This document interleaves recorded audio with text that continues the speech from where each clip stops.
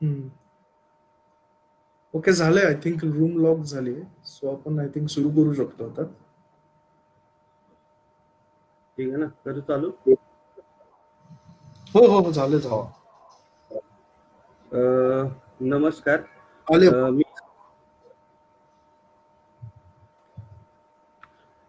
नमस्कार.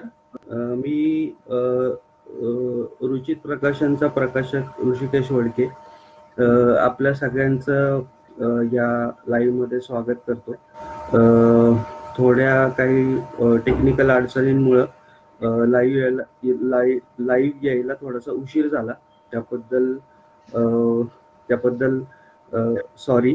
आणि आज मूळतः हे जे लाईव्ह आहे हे दोन गोष्टींसाठी करतोय. आपली येणारी आगामी कादंबरी ज्याचं नाव आहे काहूर. तर त्या कादंबरीचं कव्हर आपण रिलीज केलं होतं. बाकी अजून काही गोष्टी आपण याच्या आधी रिलीज केल्या होत्या पेजवरनं. आणि तर बऱ्याच लोकांच्या मनात बऱ्याचशा शंका होत्या की ही कादंबरी नक्की कशावर आहे, किंवा या कादंबरीवर कुठल्या गोष्टींवर भाष्य केलेलं आहे, किंवा ह्याचं जे कव्हर सुद्धा जे होतं त्याच्यामध्ये थोडंसं वेगळ्या फॉर्मॅटमधलं आर्टवर्क आपण यूज केलं होतं. सो त्या फॉर्मॅटमधल्या आर्टवर्क म्हणजे कशा संदर्भात आहे, किंवा त्या गोष्टी काय इंडिकेट करतात, याच्याबद्दल लोकांच्या मनात साशंका होत्या. तर त्याच्याविषयी थोडंसं क्लेरिफिकेशन मिळावं, किंवा त्याच्याविषयी आपल्याला थोडंसं समजावं, यासाठी हे लाईव्ह सेशन केलेलं आहे. थोडंसं लेखकाकडं किंवा ज्यांनी हे मुखपृष्ठ केलं त्याच्याकडं जाण्या अगोदर थोडंसं मी ह्या काहूर पुस्तकाची किंवा कादंबरीची थोडीशी पार्श्वभूमी सांगतो. मूळतः काही दिवसांपूर्वी किंवा काही महिन्यांपूर्वी चेतन बच्छाव माझ्या संपर्कात आला. म्हणजे तो माझा चांगला मित्र आहे. त्यांनी मला ही कन्सेप्ट किंवा ही जी संकल्पना होती त्याची कादंबरीची, ज्याच्यावर तो गेले 4-5 वर्ष काम करतो, तर ती संकल्पना सांगितली. आणि मी नेहमीप्रमाणे, म्हणजे मी मूळतः प्रथम वाचक आहे आणि नंतर प्रकाशक आहे. तर मी त्याला तो कंटेंट किंवा ती जी गोष्ट आहे ती वाचण्यासाठी मागितली होती. मूळतः जेव्हा काहूरचं वाचन मी सुरू केलं तेव्हा मी प्रकाशक म्हणून ती वाचण्यास सुरुवात केली होती, की म्हणजे प्रकाशनाच्या ह्याच्यामध्ये ज्या टर्म्स असतात की ह्याला पेज काउंट किती लागेल, किंवा हे आपण पुस्तक कशा पद्धतीने करू शकतो, किंवा पुस्तकाची थीम काय, किंवा पुस्तकाच्या बाकीच्या गोष्टी काय. पण जसं मी ते वाचायला लागलो तसं त्या पुस्तकामधल्या काही गोष्टी मला फार माझ्याच वाटायला लागल्या. म्हणजे त्याच्यातले प्रसंग म्हणा, किंवा त्याचं त्या पुस्तकात किंवा त्या कादंबरीमध्ये चेतननी केलेलं व्यक्तिचित्रण म्हणा, किंवा तयार केलेले प्रसंग म्हणा, हे अगदीच रिलेट होणारे होते. त्यामुळं पुस्तक जेव्हा संपत आलं तेव्हा मी प्रकाशक म्हणून चालू केलेलं असलं तरी मी एक वाचक म्हणून ते पुस्तक संपवलं. त्याच्यानंतर मी चेतनला फोन केला, आणि मूळतः मी आतापर्यंत जी पुस्तकं केलेली आहेत किंवा आपल्या प्रकाशनाने जी पुस्तकं केलेली आहेत ती पुस्तकं आपल्या प्रकाशनाची जी टॅगलाईन आहे की ह्या जगातलं माणूस पण जिवंत राहण्यासाठी माणसाने कायम लिहित राहायला हवं. तर मला कायम त्याच फॉर्मॅटमधली पुस्तकं करायला आवडतात, किंवा करायला थोडीशी मजा येते. ज्या पुस्तकांचा समाजाला उपयोग होऊ शकतो, ज्या पुस्तकांमुळे समाजामध्ये काहीतरी चांगल्या गोष्टी पसरल्या जाऊ शकतात. तर मी चेतनला त्याच्यानंतर फोन करून म्हणलं की आपण हे करूया. मला असं वाटतं की ह्याच्यामुळं काही ना काहीतरी बदल होईल समाजात. मूळतः कथेचं थोडंसं रिस्ट्रिक्शन असल्यामुळं मी त्याच्यातल्या जास्त गोष्टी तुम्हाला सांगू शकत नाही.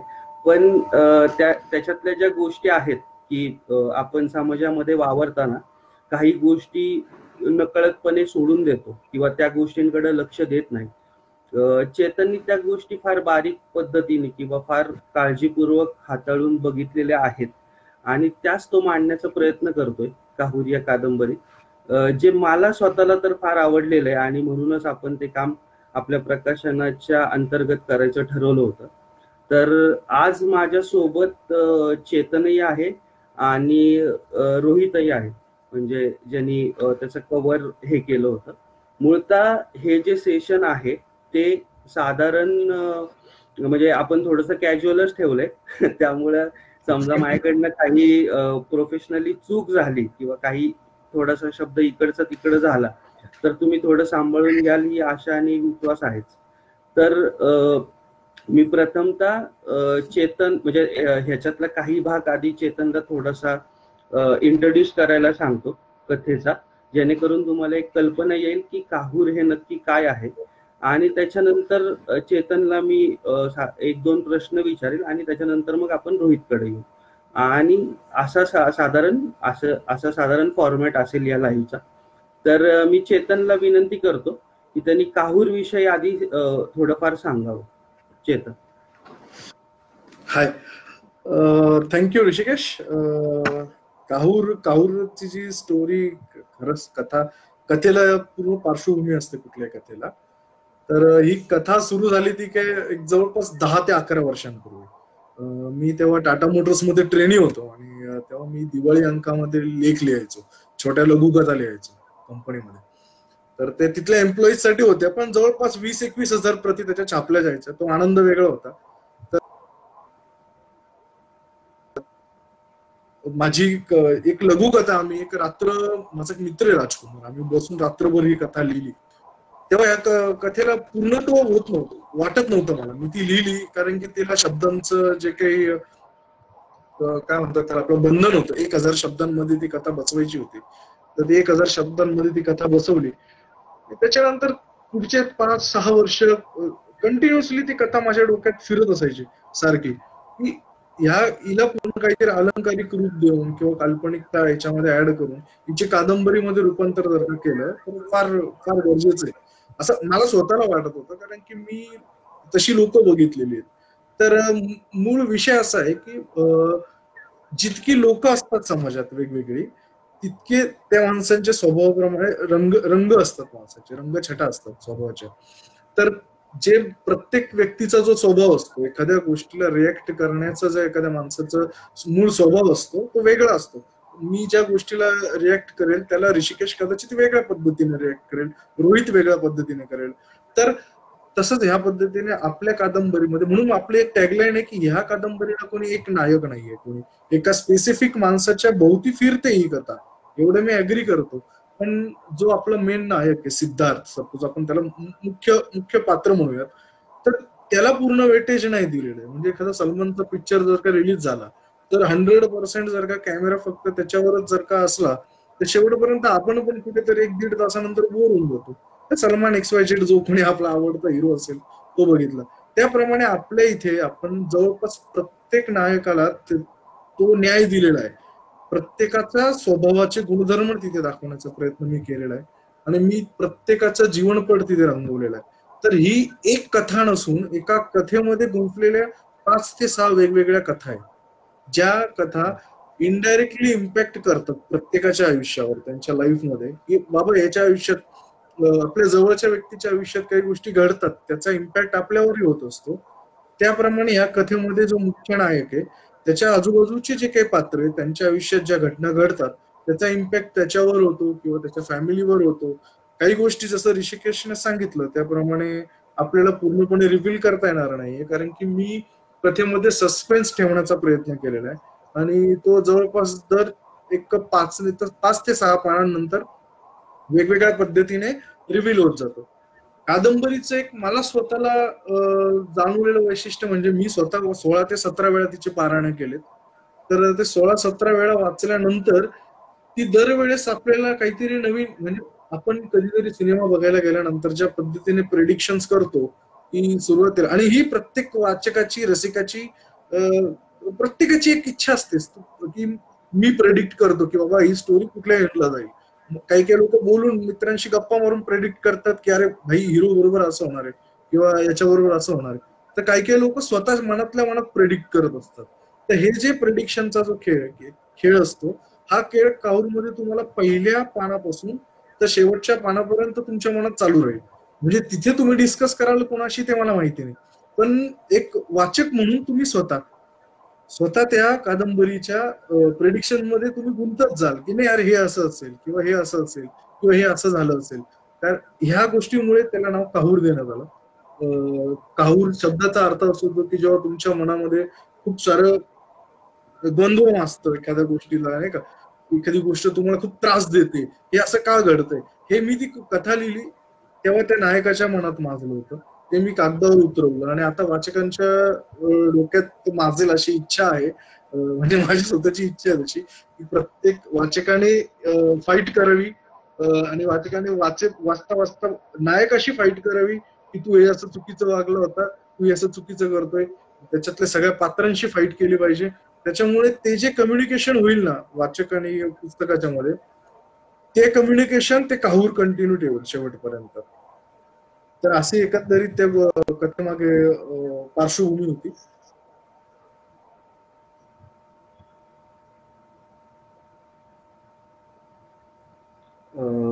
धन्यवाद चेतन.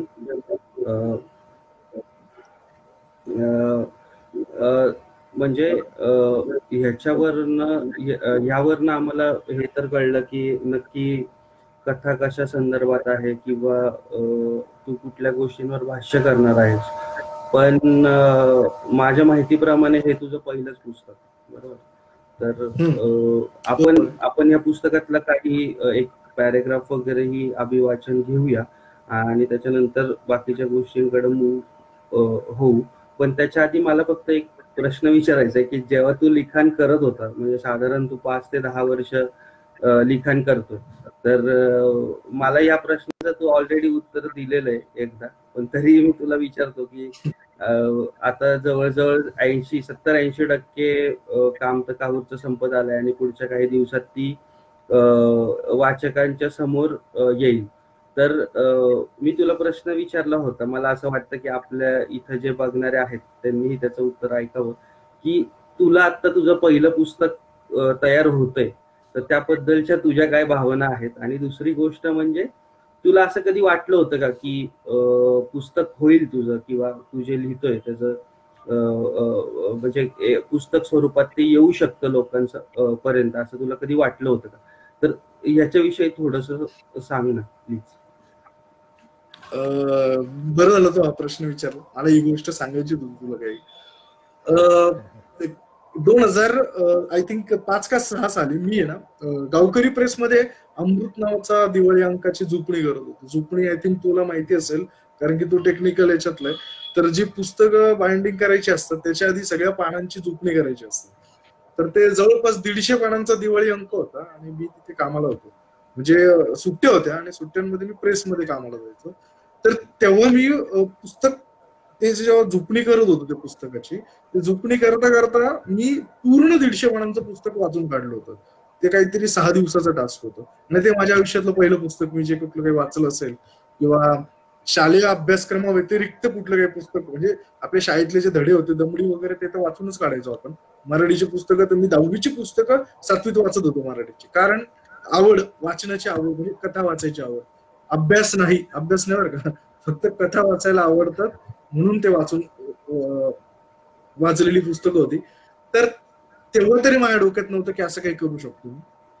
पण जेव्हा मी ही कादंबरी लिहायला घेतली तेव्हा माझी बायको मला सारखी म्हणायची अरे ते पुस्तक पूर्ण कर. तर जेव्हा जेव्हा ती हे वाक्य म्हणायचे ना की पुस्तक पूर्ण कर, तेव्हा माझ्या डोक्यात कधीच नव्हतं की हे पुस्तक आहे असं. मला असं वाटत होतं की मी ज्याप्रमाणे फेसबुकवर काही पोस्ट लिहितो, काही ब्लॉग लिहितो किंवा एखाद्या वर्तमानपत्रात आपण लेख लिहितो, त्या पद्धतीने मी काहीतरी लिहितोय आणि ते पूर्ण करण्याचं काम करतोय. लिटरली आपण म्हणजे ह्या गोष्टी डिस्कस करण्याच्या आधी 6 महिन्याआधी सुद्धा माझ्या डोक्यात नव्हतं की काहूरचं एका कादंबरीत रूपांतर होईल आणि ते पुस्तक रूपात समोर येईल.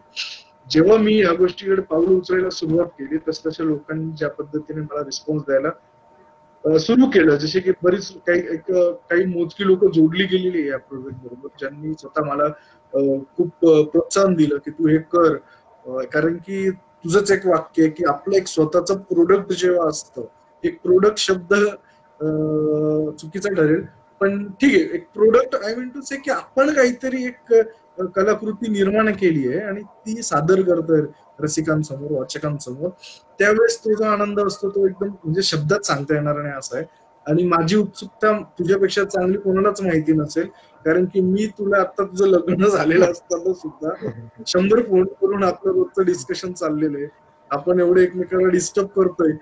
आपण हे का करतोय, म्हणजे हे तर लक्षात येतं की आपण आपल्या पर्सनल लाईफ, जे आपले डेली रुटीन्स आहेत ते थोडेफार डिस्टर्ब करून या गोष्टीला जर का आपण खूप 100% स्कोप देतोय, याचा अर्थ त्याचं इम्पॉर्टन्स आपल्या लाईफमध्ये खूप आहे.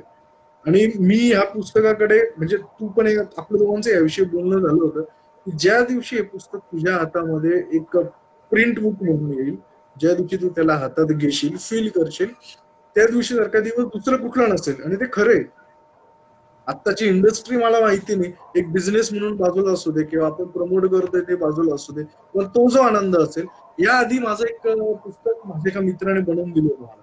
म्हणजे आता हा किस्सा सांगायला आवडेल.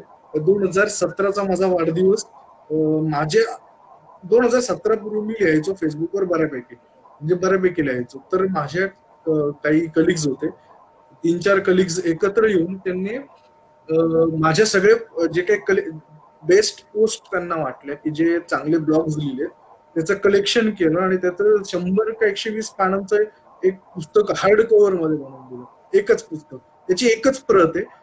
तर ते पुस्तक हातात घेतल्यावर जो आनंद मला झाला होता की हे हे माझं पुस्तक आहे असं. पण आता हे जे पुस्तक आहे हे पब्लिकसाठी अवेलेबल असतं. ते पुस्तक फक्त एकच आहे आणि ते फक्त माझ्याकडे आहे. ते कोणासाठी, म्हणजे आपण विक्रीसाठी ते उपलब्ध केलं नव्हतं. त्यांनी वाढदिवसानिमित्त भेट म्हणून दिलं होतं ब्लॉगचं पुस्तक. आता तन्वीर भाईचं कसं एक टप्पा होते, सेम त्या टाइप मध्ये ते सेम शो म्हणून एक पुस्तक बनवलं होतं त्यांनी. आणि सेम शो कशातून आलं तर आय थिंक 3 पत्ती वगैरे खेळला असेल तुम्ही, तर 3 पत्ती खेळायचो आम्ही बराच. तिकडे जर्मनीला होतो तेव्हा 3 पत्ती खेळायचो.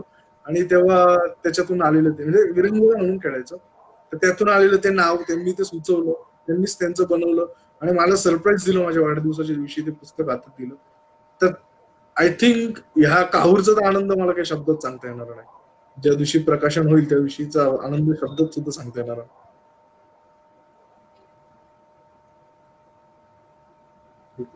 धन्यवाद चेतन. तुझ्याबद्दल एका पॉइंटवर मी बोलतो आणि तुला पुढचा प्रश्न मी विचारतो.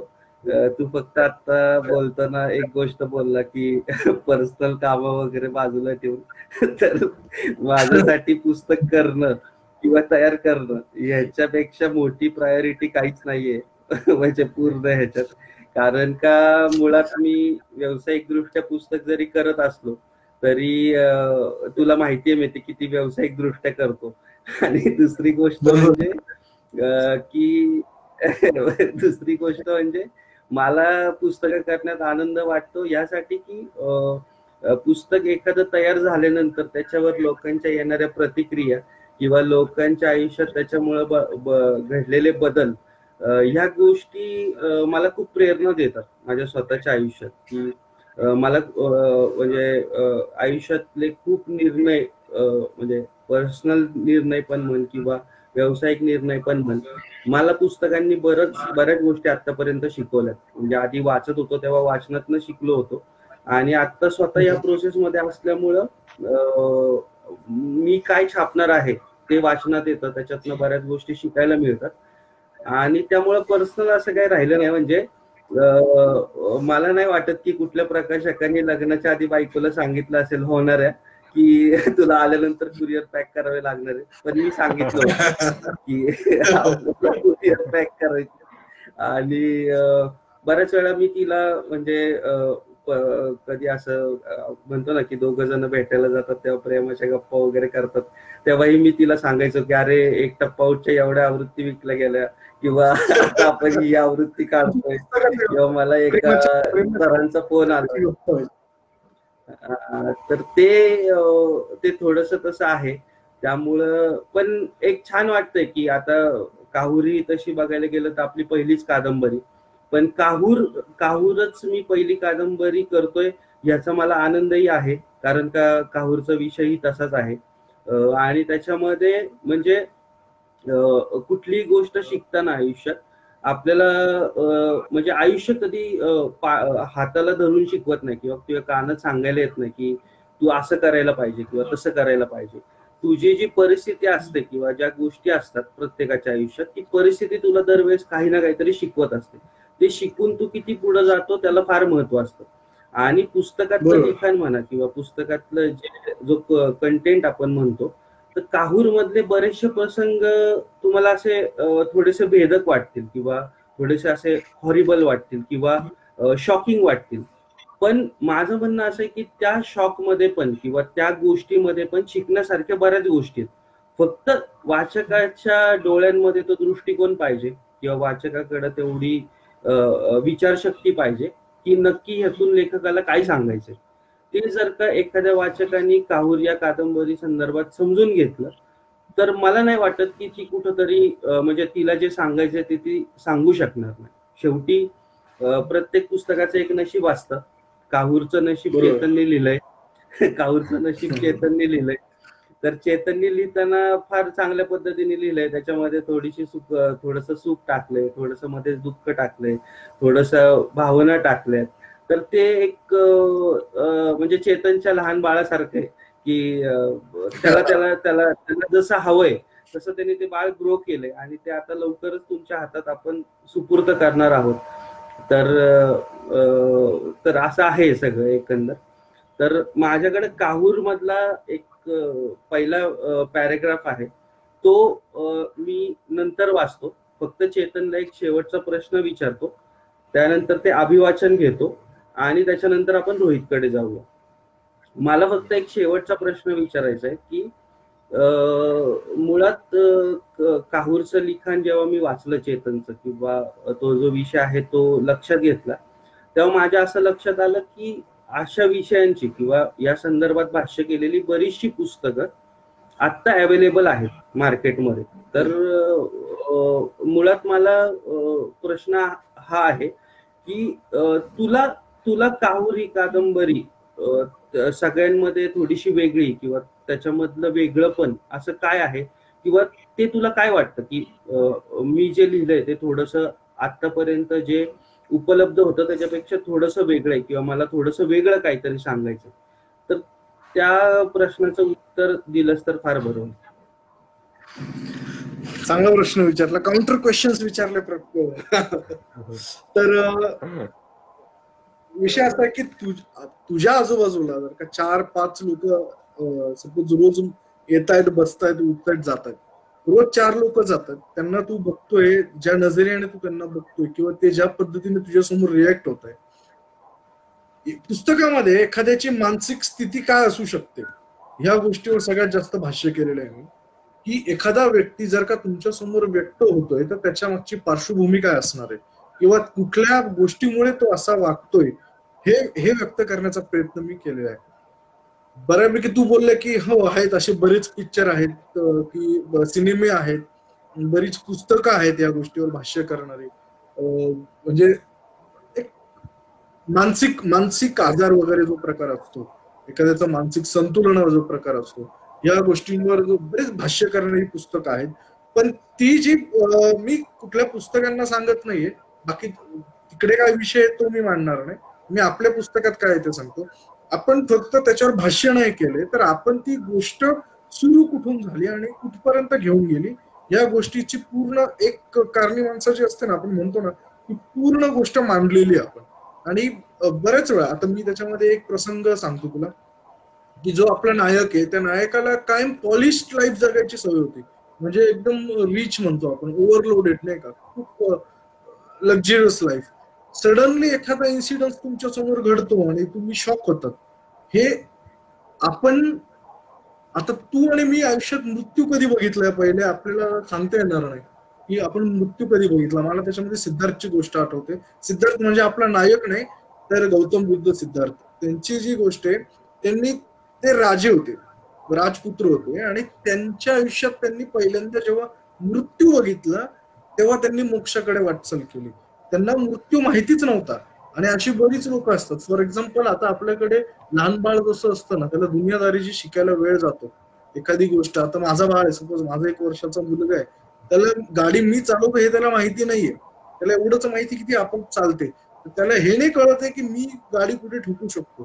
त्याला वाटतं की हे मशीन हे बरोबर चालते जे काही चाललंय ते, तो बिंदास गाडीत फिरतो. पण ज्या दिवशी त्याला कळेल की ह्या गाडीमुळे काहीतरी अपघात घडू शकतो किंवा एखाद्या गोष्टीमुळे वाईट प्रसंग समोरून येऊ शकतो, तेव्हा तो सावध होतो, तिथे दुनियादारी येते. तर ही शिकण्याची जी लेवल असते ना, काही काही बऱ्याच मुलांना म्हणा किंवा काही लोकांना म्हणा, ती खूप उशिरा मिळते. काही अनुभव खूप उशिरा येतात. आपण म्हणतो नाही का की खूप कमी वयात खूप जास्त काही सहन केलंय तू. हे याचा अर्थ काय असतो की वयाच्या 12व्या-13व्या वर्षापासून एखादा व्यक्ती जर का काम करतोय, एखादा व्यक्ती जर का कंटिन्यू मृत्यू बघतोय किंवा संकट बघतोय किंवा एखादी गोष्टी एक्स्ट्रीम लेवलच्या गोष्टी बघतोय, तर त्याला पुढे भविष्यामध्ये असं काही त्रासदायक गोष्टी राहत नाही. तर काहूरमध्ये हेच वैशिष्ट्य मानलेलं आहे की ज्या ज्या माणसाची दुःख सहन करण्याची ज्या पद्धतीची कॅपॅसिटी आहे, त्या पद्धतीने त्याचे मेंदू किंवा त्याचं ब्रेन किंवा त्याचे भावना कशा त्याला सपोर्ट करतात, हे मी काहूरमध्ये मांडण्याचा प्रयत्न केलेला आहे. त्याच्यामुळे प्रत्येक पात्र त्याच्यामध्ये वेगळा ठसा उमटून जाईल तुमच्या मनावर. तुम्हाला त्याच्यामधला अमर पण कधी वाईट वाटणार नाही, विशाल असं वाटणार नाही. प्रत्येक आपल्या पुस्तकामध्ये सर्व विलन आहेत, सर्व हिरो आहेत. एका क्षणाला तुम्हाला अमरचा राग येईल, विशालचा राग येईल, गणेशचा राग येईल, तुम्हाला अस्मिताचा येईल, तुम्हाला सर्वांचा अनघाचा राग येईल, कंटिन्युअसली अनघाचा राग येईल, सिद्धार्थचा कंटिन्युअसली राग येईल. पण कुठेतरी गेल्यानंतर अरे नाही बरं का, म्हणजे पेज नंबर 40 वर तुम्हाला त्याचा राग आलाय, पेज नंबर 42 वर अरे नाही, अरे हा तर बरोबर होता, याचं काही चुकलं नाहीये.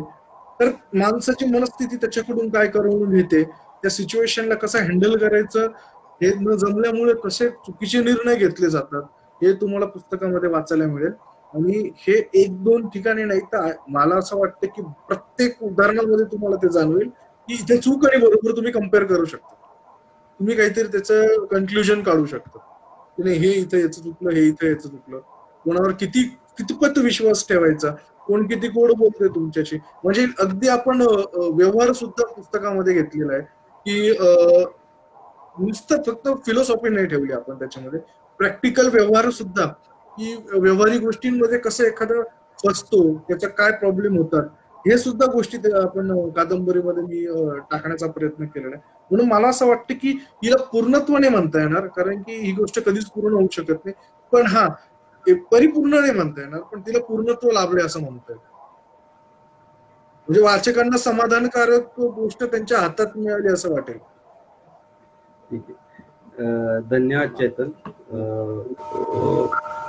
तर माझ्याकडे काहूरची फायनल कॉपी आहे. त्याच्यातला काहूर मधल्या चॅप्टरची पण किंवा भागांची पण जी नावं आहेत ती थोडीशी वेगळी ठेवली आहेत. म्हणजे कादंबरीमध्ये ते जे शीर्षक आहेत भागांचे, ते तुम्ही ह्याच्या आधी कदाचित असे कुठले कधी वाचले नसतील. म्हणजे त्यातल्या एका भागाचं नाव आहे खिमा म्हणून. खिमा आपला मटणाचा जो खिमा असतो ते खिमा असं नाव आहे.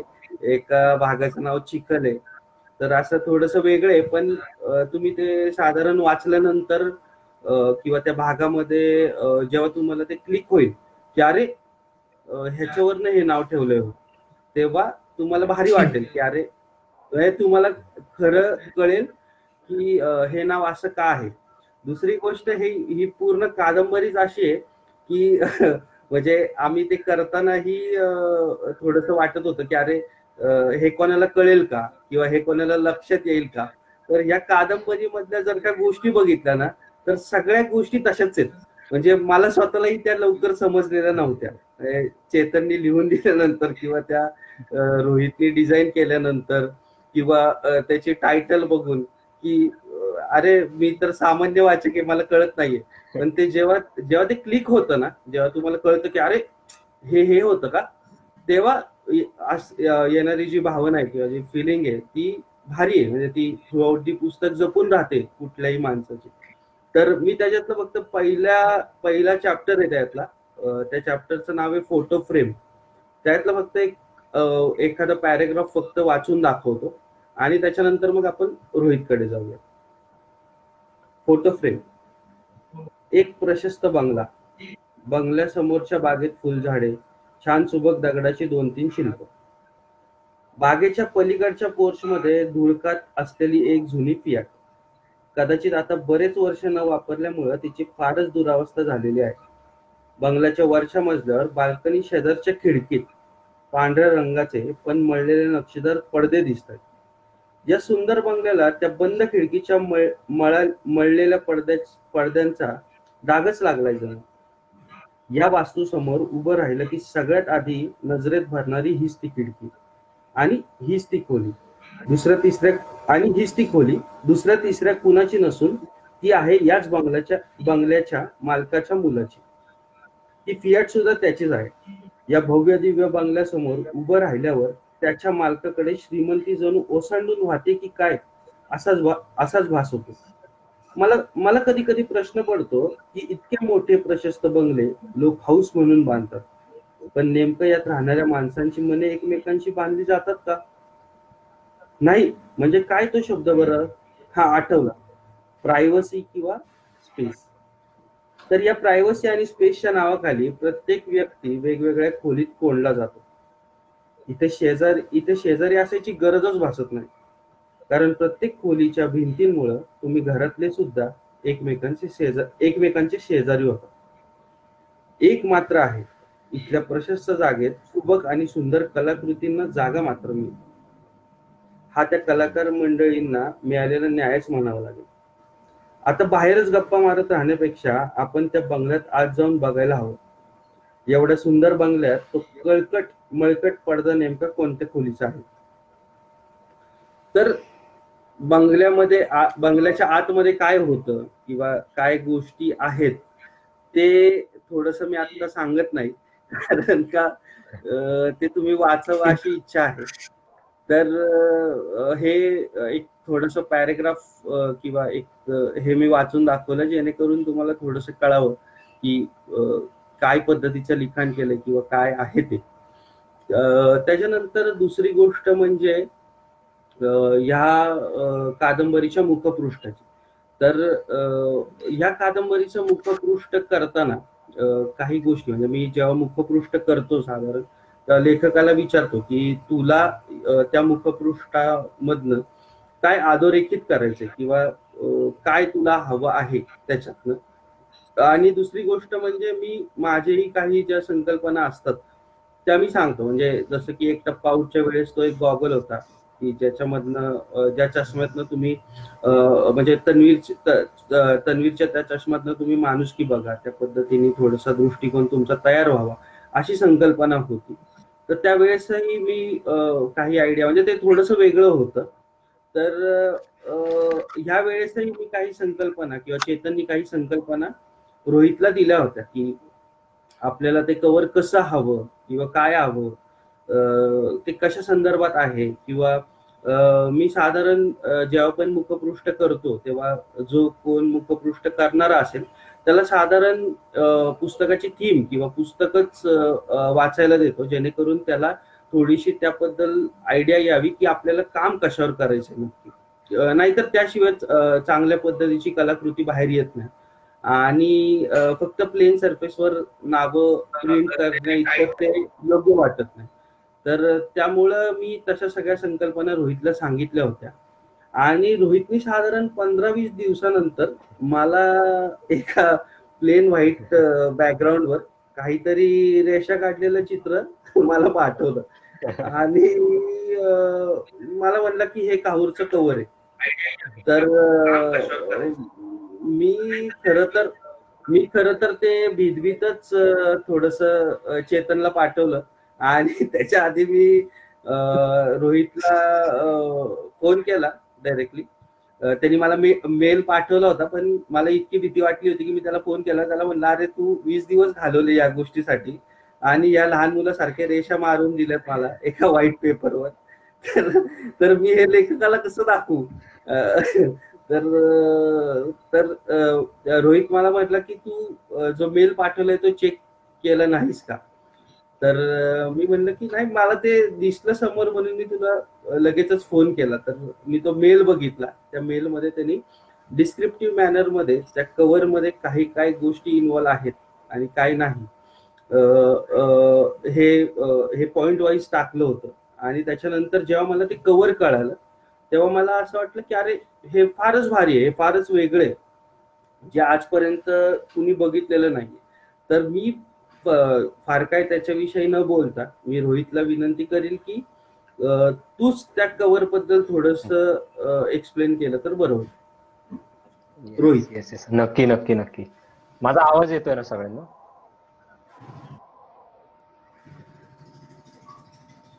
हो, येतोय येतोय, व्यवस्थित आहे. येस. होय. Okay, yes.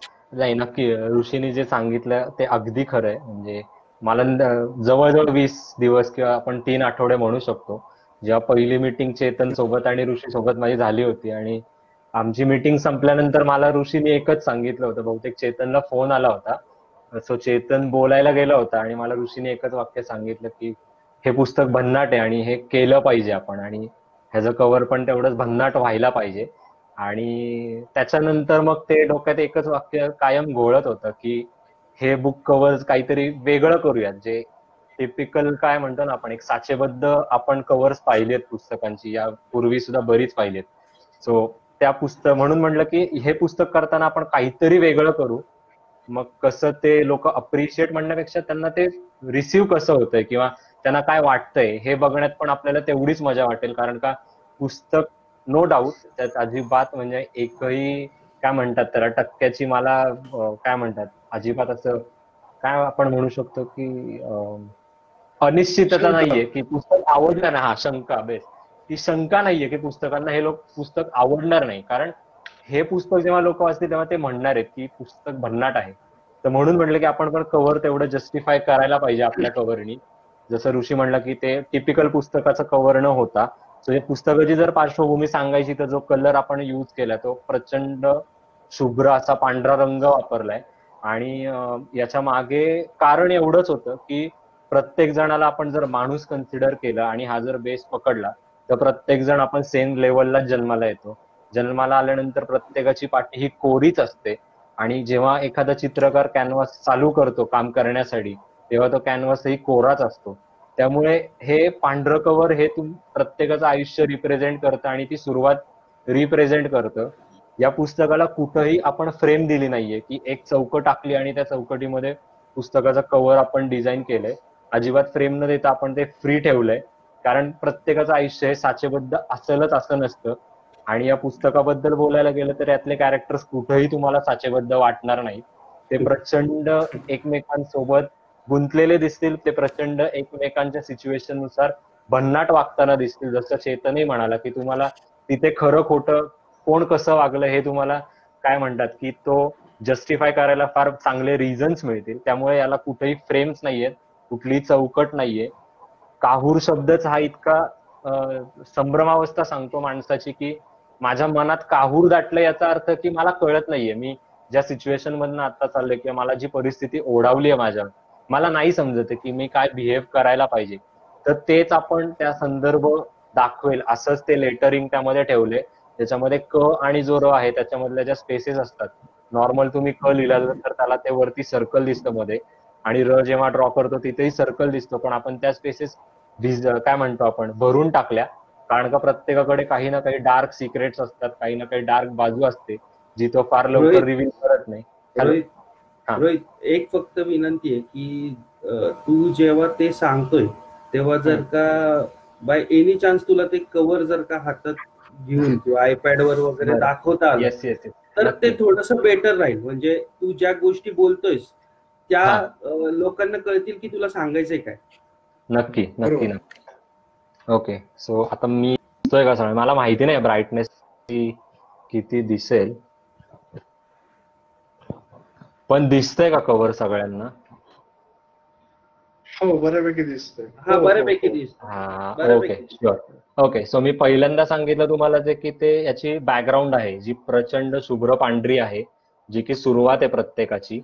आणि काहूरचं जे लेटरिंग आपण लिहिलंय बेसिक, त्यामध्ये क आहे आणि र आहे, ज्याच्या आतल्या ज्या आपण जनरली एम्प्टी स्पेस जेव्हा आपण नॉर्मली लिहितो कुठलाही शब्द, क लिहिताना त्याला क ला गोलाकार असतो, आतमध्ये ब्लँक स्पेस असते. र लिहिताना एक जिथे गाठ असते अक्षराला तिथे र एम्प्टी दिसतो. तर त्या स्पेसेस आपण भरल्यात कारण यामधल्या कॅरेक्टर सुद्धा तसे ते डार्क आहेत त्यांच्या परिस्थितीनुसार वेळोवेळी. त्याच्यामुळं ते लेटरिंग काहूरला दिसतं. एक कुठला तरी आपण काय म्हणतो त्याला उकार आहे तो मोठा दाखवलाय, कारण का संभ्रमावस्था किंवा जो डिस्टर्बन्स आहे तोही त्या लेटर्स मध्ये दिसणं अपेक्षित होतं या पुस्तकाच्या कव्हरवरती. सो ते दाखवण्याचा प्रयत्न केला. त्याच्या खालचं जो मधला पार्ट आहे तो जो पार्ट, जसं ऋषी म्हणाला की 4 रेघा वगैरे आल्या होत्या आणि कळत नाही की ते काय एक्झॅक्टली केलंय आपण. तर बेसिक थॉट असा आहे की ह्या पुस्तकाचे कव्हर सुरू होतं या डाव्या बाजूची जी रेष आहे इथून, आणि हे जे काही ड्रॉइंग म्हणू आपण किंवा जे काही इलस्ट्रेशन आपण केले ते सिंगल लाईन मध्ये केले, कारण ह्यातली पात्र ही तेवढीच एकमेकांमध्ये गुंतलेली आहेत, त्याच्यामुळे त्यांना आपण वेगळं इमेजेस त्यांच्या दाखवले नाहीत. सो हे एक लाईन या बाजूने चालू होते आणि इकडे कुठेतरी पुस्तकाच्या काय म्हणतो अर्ध्याच्या सुद्धा खाली येऊन कुठेतरी ती लाईन संपते. आणि ह्यामध्ये जो काही गुंता आहे रेषांचा तो गुंता नसून तर ते 2 इंडिव्हिज्युअल कॅरेक्टर्स म्हणू शकतो किंवा ते मानवी स्वभाव आपण यामध्ये दाखवायचा प्रयत्न केलाय. ह्या रेषा एकमेकांमध्ये गुंतल्यात कारण यातले कॅरेक्टर सुद्धा एकमेकांसोबत गुंतलेले आहेत. प्रत्येकाच्या भावनेला एक वेगळा रंग असतो, त्याप्रमाणे हे रंग जे आहेत लाल आहे, जांभळा आहे, निळसर आहे किंवा हिरवा आहे, एक माती कलर आहे किंवा आपण स्किन टोन म्हणू एक डार्क साईडची, ह्या टोन्स नसून या त्या कॅरेक्टर्सच्या भावना आहेत. काही ठिकाणी भावना ओव्हरलॅप होतात कारण माणूस म्हणलं की काही भावना या समान असतात, त्याप्रमाणे त्या दोन्ही कॅरेक्टर्स मध्ये त्या समान रंगही दिसत आहेत. सो त्यांच्या त्या समान भावना सुद्धा रिप्रेझेंट होत आहेत. आणि काही भावना ज्या असतात ज्या तीव्र असतात, जसं की लाल आहे की बाबा एका कॅरेक्टरवरती लाल एक पर्टिक्युलर कलर इथे दिसतोय किंवा रंग दिसतोय, तर त्या स्वभावाचं ते प्रतिबिंब आपल्याला म्हणता येऊ शकतं. अशा प्रकारे पुस्तक सुरू सुद्धा कुठेतरी एका वेगळ्या पॉइंटला होतंय आणि ते संपतही वेगळ्या पॉइंटवर आहे. आणि पुस्तकाचे जसे काहुरी जी अवस्था आहे या पूर्ण कादंबरीची, ही अवस्था आपण या लाईन्स मधनं या सगळ्यामधनं ते कव्हरवरती दाखवायचा बेसिकली हा प्रयत्न केलाय. म्हणून बेसिक थीम जर म्हटलं तर सगळं डिस्टर्ब्ड आहे, तुम्हाला कुठंही साचेबद्ध अक्षर दिसणार नाही. अगदी चेतनचं नाव आपण जिथे लेखकाचं नाव लिहितो ती अक्षरं सुद्धा डिस्टर्ब्ड आहेत, ते सुद्धा कुठेही टाईप ऑफ पेस्ट मध्ये जे स्टँडर्ड दिसतात आपल्याला अक्षर तशी अक्षरं सुद्धा नाहीयेत, कारण तोही कुठल्या ना कुठल्या अवस्थेतनं त्यांनी हे पुस्तक 10 वर्ष त्याला लागली म्हणू आपण. या सगळ्या अवस्था पार करताना सुद्धा प्रत्येक अक्षरामध्ये अंतर आहे, कारण एकेका टप्प्यानंतर कदाचित त्याला ते सुचलं असावं आणि त्यांनी ते पूर्णत्वाकडे ते पूर्ण पुस्तक नेलंय. म्हणून अशा पद्धतीने आपण या पुस्तकाचा कव्हर डिझाईन करायचा प्रयत्न केला. हे झालं म्हणजे आता मला जे येणारे मेसेजेस होते किंवा ज्या येणाऱ्या गोष्टी होत्या की ते नक्की काय आहे काहीच कळत नाही, त्या लोकांना कदाचित त्याचं उत्तर मिळालं असेल की ते कव्हर तसं का आहे किंवा त्याच्या माग काय स्टोरी आहे किंवा काय गोष्टी आहेत. ठीक आहे, पण हे झालं फ्रंट कव्हर म्हणजे पहिल्या कव्हरच्या बाबतीत, बरोबर. आपण अजूनपर्यंत लोकांना ह्याचं जे बॅक कव्हर आहे ते अजूनपर्यंत दाखवलेलं नाहीये. तर मी त्याच्याविषयी काही बोलण्याच्या अगोदर स्वतः आर्टिस्ट लोक लाईव्ह मध्ये आहेत आणि मला त्यातला तितकंसं जास्त काही कळत नाही. मी 4 रेषा काढून त्याला हत्ती म्हणतो आणि 5 रेषा काढून त्याला जिराफ म्हणतो. तर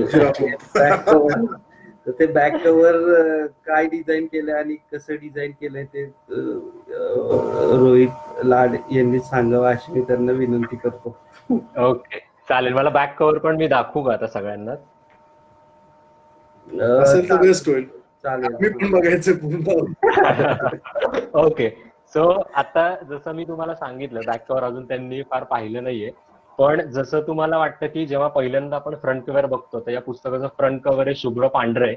मी बेसिक थॉट तर सांगितलं तुम्हाला की व्हाईट आणि ते ब्राईटनेस आणि ते सगळं, पण जनरली जी पुस्तकं आपण बघतो ती सिंगल थीम मध्ये पुस्तकं आपल्याला दिसतात की जो कलर पुढे असतो तो मोस्टली मागे सुद्धा सेम कलर कॅरी फॉरवर्ड केला जातो आणि प्रिंटिंगला सोपं पडतं कदाचित म्हणून सुद्धा ते तशी थीम सुद्धा सेट केली जाते.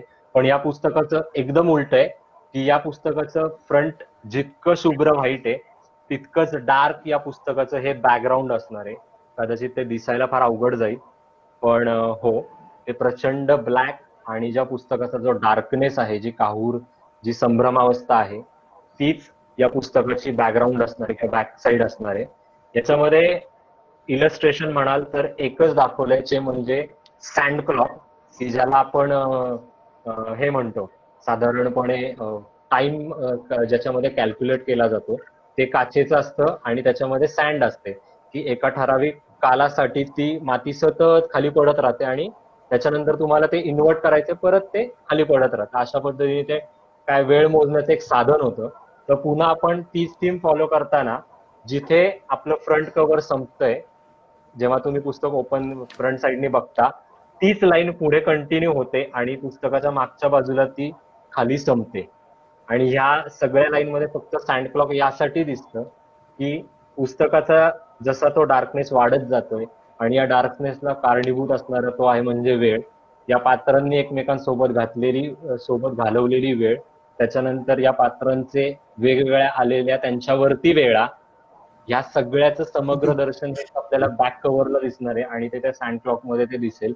आणि हे सँड क्लॉक दाखवतानाही आपण ती माती सलग न पडणारी दाखवता ती थोडी वर राहिलीये, थोडी खाली पडलीये, कारण का जो ज्याचा त्याचा बघण्याचा तो दृष्टिकोन असतो. एखाद्याला वाटतं माझा वेळ मी खूप खर्ची घातलाय, समोरच्याला वाटतं की माझा अजून बराच वेळ शिल्लक आहे. त्याप्रमाणे तुम्ही जसं बघाल तसं ते तुम्हाला ते परसिव्ह करता येईल आणि तसं तुम्ही प्रेडिक्ट करू शकता. सो असं हे फ्रंटला प्रचंड शुभ्र व्हाईट आणि बॅकग्राऊंडला तेवढंच भयानक डार्कनेस असणार असं ब्लॅक कव्हर या पुस्तकाचा वी कॅन से की हे हायलाइट ठरणार आहे. ग्रेट, छान. धन्यवाद रोहित. मला असं वाटतं की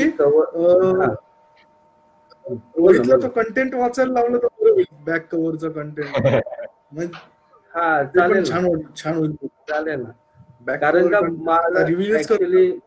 कारण का ऍक्च्युअली कसं आहे की त्याच्यासाठी मी काही प्रश्न ठरवून ठेवले होते, पण त्यांनी बनवलेली गोष्ट आहे की तो चालू झाला, ते थांबलाच नाही, तो सगळं त्यांनी सांगून टाकलं. मी आता त्याला काय विचारू, म्हणजे त्यांनी सांगितलं की ते सँड असते ते खाली वरती करतात. मला वाटलं मी एखादा प्रश्न त्या फिरणाऱ्या गोळ्यावर विचार की माती खाली करते वरती का जाते, त्याचं काय महत्व आहे. तर तो चालू झाला, ते रेषांमध्ये खेळणारा माणूस आहे, त्यामुळे ते त्याची सांगण्याची पण जी रेषा आहे ती कोण थांबू शकलं नाही, तर मी तरी कसं थांबू.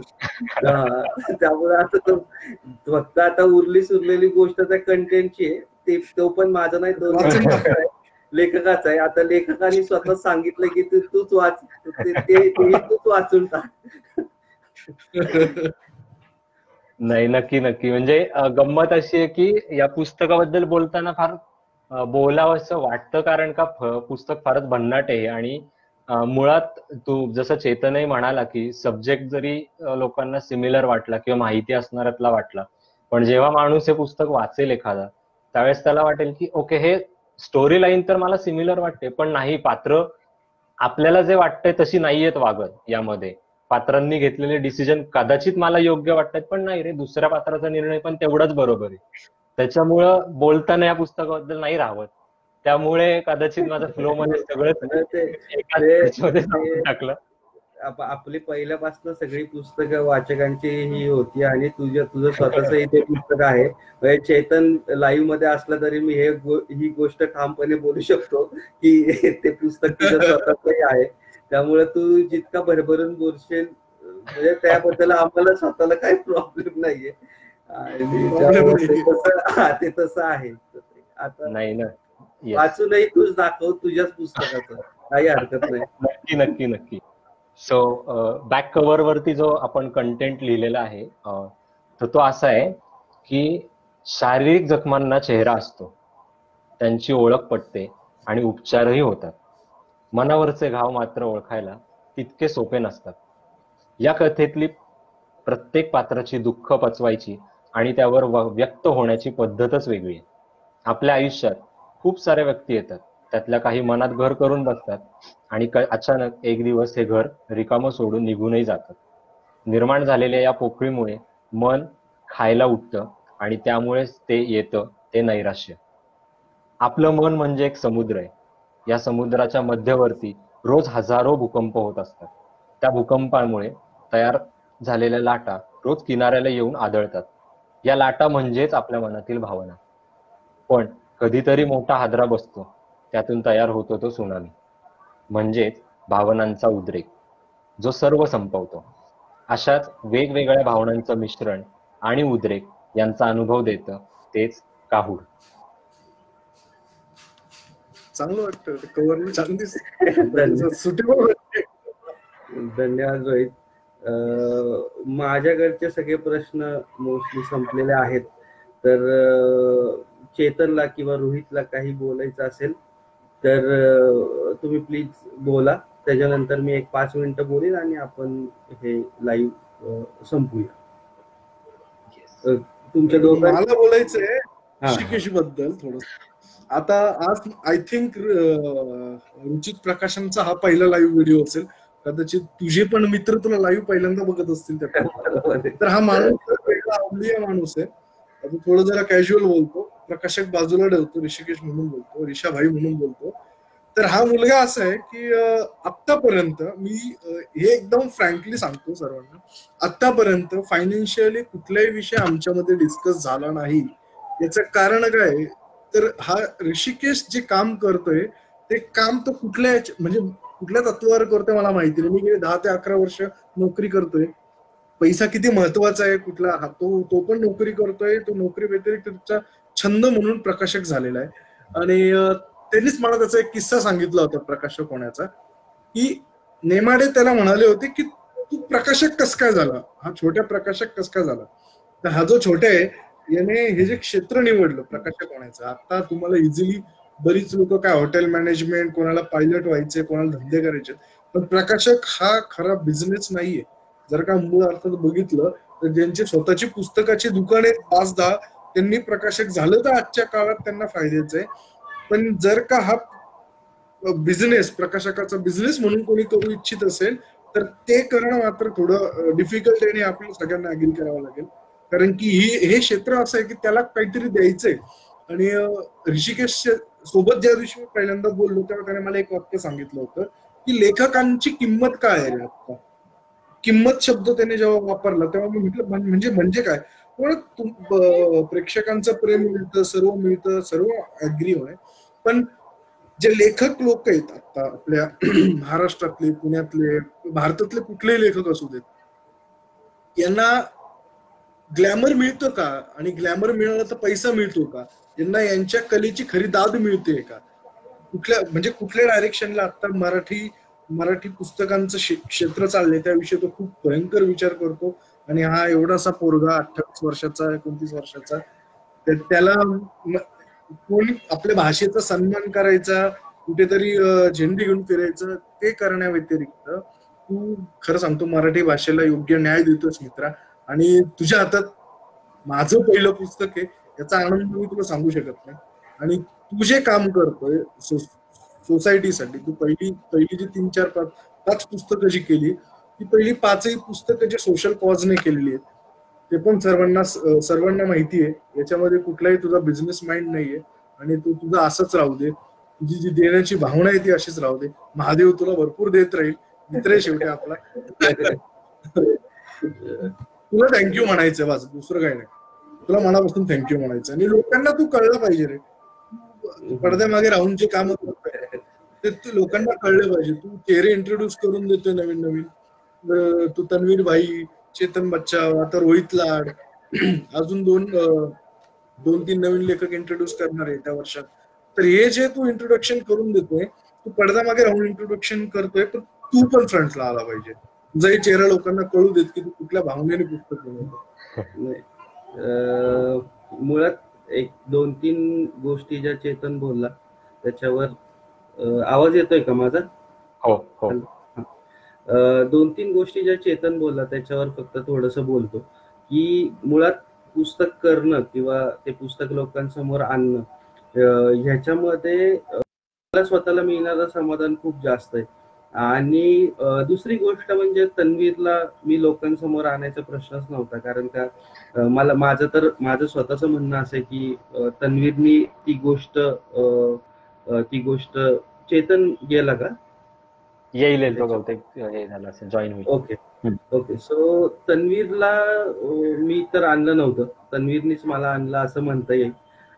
पहिलं पुस्तक पण जे केलं होतं एक टप्पा आउट, त्या पुस्तकामध्ये ही करताना ती भावना होती की लेखक इतक्या तळमळीने लिहित असतो किंवा 4 गोष्टी समाजामध्ये मांडण्याचा प्रयत्न करतो किंवा त्याला समाजात ते बदल घडावे असं वाटत असतं, तर त्यावेळेस तो ते लिखाण करतो किंवा समाजापुढे ठेवतो, पण त्याला बऱ्याच वेळा त्याला जो मोबदला मिळायला हवा तो मिळत नाही. तो मिळवून देण्यासाठी मी फक्त प्रयत्न केला होता, ज्याला आज जी लोक आहेत किंवा जी लाईव्ह मध्ये आहेत किंवा बरीच लोक माझ्या मागे उभी आहेत की ज्यांनी मला वेळोवेळी सतत प्रेरणा दिली आहे की हे केलं पाहिजे किंवा तू जे करतोय हे चांगलं आहे वगैरे वगैरे. तर त्याप्रमाणे म्हणजे हे जे सगळं श्रेय आहे ते माझं नाहीये, मी ते कधी स्वतःला देत नाही आणि किंवा ते मी दिलंही नाही पाहिजे. इनफॅक्ट ते माझ्या सगळ्या लोकांचं श्रेय आहे आणि मी कधीच कोणाची नावं घेत नाही. कुठल्याही कार्यक्रमात किंवा कुठेही तुम्ही जर का बघितलं तर मी कधीच कुठल्याच एका पर्टिक्युलर माणसाचं नाव घेत नाही, कारण का मला ते आवडत नाही. कारण का आपण जो श्वास घेतो त्याला बोलताही येत नाही आणि त्याला नावही नसतं. आपण फक्त म्हणतो की तो श्वास आहे म्हणून आपण जिवंत आहोत. असे अनेक श्वास एकत्र येऊन माझा श्वास चालू असतो किंवा मी नेहमी काही गोष्ट करताना मी कायम शेवटचं एक वाक्य त्यात लिहितो की तुमच्या पायांवर मी उभा आहे. तसंच आहे ते की या तुमच्या सगळ्या प्रेमावर किंवा तुमच्या सगळ्या गोष्टींवर मी उभा आहे. एक नवीन कादंबरी घेऊन, म्हणजे आतापर्यंत तुम्ही प्रचंड प्रेम दिलं, माझ्या सगळ्या जिथं जिथं मी अडखळलो किंवा जिथं जिथं पडलो तिथं त्या गोष्टी बाहेर 4 लोकांना न सांगता माझ्या कानात येऊन सांगितलं की अरे 15 दिवस झाले पुस्तक आलं नाहीये, 20 दिवस झाले पुस्तक आलं नाहीये, लवकर पाठव किंवा ते कुठं अडकलंय बघ. त्याच्यानंतर मी ज्या गोष्टी समजवण्याचा प्रयत्न केला त्या अगदी लहान भावासारख्या किंवा एखाद्या मित्रासारख्या समजून घेतल्या. मी काही गोष्टी एक असतं की कुठलीही चांगली गोष्ट जरी असेल तरी ती घेण्याची ताकद किंवा ती शेअर करण्याची ताकद आपल्यात असायला हवी. ती बऱ्याच लोकांमध्ये आहे, म्हणून आजपर्यंत आपण ती गोष्ट समाजामध्ये ठेवू शकलो किंवा पसरवू शकलो. लोकांनी ती कामं किंवा त्या गोष्टी अगदी स्वतःच्या असल्यासारख्या पसरवल्या समाजामध्ये. तर त्यामुळं माझं काहीच नाहीये, माझं तीळ मात्र काही नाहीये. म्हणजे ते सगळं माझ्या लोकांचंच आहे. आईचं आहे किंवा झालेल्या बायकोचं आहे, मित्रांचं आहे, मैत्रिणींचं आहे, माझ्या कितीतरी बहिणी आहेत त्यांचं आहे. तर त्या सगळ्यामध्ये त्यांचं ते श्रेय आहे. तीच गोष्ट आता आपण आगामी दिवसात घेऊन येत आहोत. तर माझी तुम्हाला सगळ्यांनाच विनंती आहे की जसं प्रेम तुम्ही याआधी आपल्या कलाकृतींना दिलं तसंच तुम्ही यानंतरही काहूर या कादंबरीला द्याल आणि म्हणजे तुम्ही ते द्याल ही अपेक्षा आहे आणि विश्वासही आहे, कारण का तुम्ही सगळी माझीच लोक आहात. त्यामुळे मी हे वाक्य नक्कीच म्हणू शकतो. तर रोहितला काही बोलायचं असेल तर रोहित बोलू शकतो, नाही तर मग आपण हे लाईव्ह इथं संपूया. येस नाही, ऋषी म्हणला तसंच की कादंबरी प्रचंड सुंदर झाली आहे. जसं रुचित प्रकाशनाच्या बाकी पुस्तकं जशी होती तसंच हेही पुस्तक आहे. आणि ऋषी म्हणाला तसं तुम्ही सगळेच हक्काची माणसं असल्यामुळं ऋषी तुम्हाला हक्कानी सांगेल किंवा आम्ही सगळे हक्कानी सांगू की जसं इतर पुस्तकांना प्रेम दिलं तसंच काहूरलाही द्या. आणि आता आल्यानंतर तुम्ही तुमच्या प्रतिक्रिया कळवा. सगळ्या जितक्या लोकांनी लाईव्ह अटेंड केलं त्यांच्या सगळ्यांचे आभार मानतो आणि हे लाईव्ह इथंच संपलं असं जाहीर करतो. कादंबरी काही दिवसात तुमच्या हातात येईल. त्याला जेवढं प्रेम माझ्यावर करता त्याच्यापेक्षा भरभरून प्रेम करा, हीच अपेक्षा आणि विश्वास. धन्यवाद. धन्यवाद.